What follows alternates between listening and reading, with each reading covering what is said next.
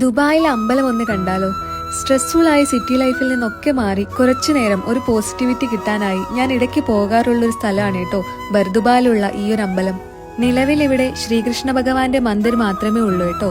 ശിവമന്ദിരും ഗുരുദ്വാരയും ഒക്കെ ജബലേലിയിലുള്ള പുതിയ അമ്പലത്തിലാണിപ്പോ. North Indian രീതിയിലുള്ള പൂജാരീതികളാണിവിടെ. രാവിലെയും വൈകിട്ടും ഒക്കെയുള്ള പ്രാർത്ഥന കഴിഞ്ഞതിന് ശേഷം ചെറിയൊരു അന്നദാനം പോലെയുണ്ട് കേട്ടോ ഇവിടെ.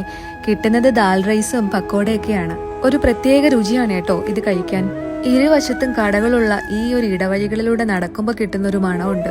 പൂക്കളുടെയും ചന്ദനത്തിന്റെയും കർപ്പൂരത്തിന്റെയും ഒക്കെ മിക്സ് ആയിട്ടുള്ളൊരു മണം. ഒരു നൊസ്റ്റാൾജിക് ഫീലാണ് കേട്ടോ. നാട്ടിലൊക്കെ കിട്ടുന്ന പോലെ കുപ്പിവളകളും കുങ്കുമവും പൊട്ടും ഒക്കെ ഇവിടെയുള്ള ഈ കടകളിൽ കിട്ടും കേട്ടോ.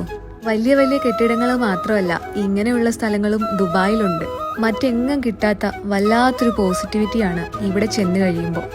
ഇവിടെ വന്ന് പ്രാർത്ഥിച്ച് ഈ ഒരു കാഴ്ചകളൊക്കെ കണ്ട് കുറച്ചു നേരം ഇങ്ങനെ സ്പെൻഡ് ചെയ്യുമ്പോൾ തന്നെ മനസ്സിന് വല്ലാത്തൊരു പോസിറ്റിവിറ്റിയാണ് കേട്ടോ. ഈ കനാലിനപ്പുറം ദേര ഗോൾഡ് സൂക്കാണ്. അവിടുന്ന് ഈ ബോട്ടിന് ഇപ്പുറത്തേക്ക് വരാൻ 1 ദിറംസ് മാത്രമേ ഉള്ളൂ.